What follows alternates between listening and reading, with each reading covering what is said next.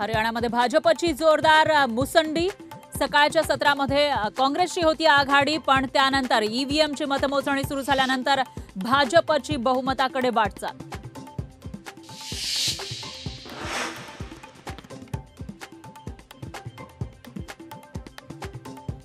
राज्य कंत्राटदार संघटनेचं राज्यभरात आंदोलन। सरकारकडे 40,000 कोटींची बिलं थकीत असल्याचा दावा करत आंदोलनाची हाक।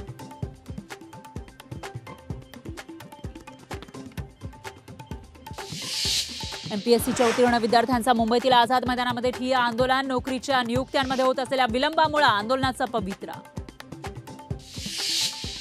राज्याचं गृहनिर्माण धोरण लांबणीवर। हरकती सूचना सादर करण्यासाठी 31 ऑक्टोबरपर्यंतची मुदतवाढ। आता पुढील सरकारच धोरणाची अंमलबजावणी करण्याची शक्यता। मुंबई म्हाडाच्या घरांसाठी आज सोडत। 2030 घरांसाठी 1,13,000 अर्जदार स्पर्धेत, तर कोकण मंडळाच्या 2,400 घरांसाठी लवकरच जाहिरात निघणार।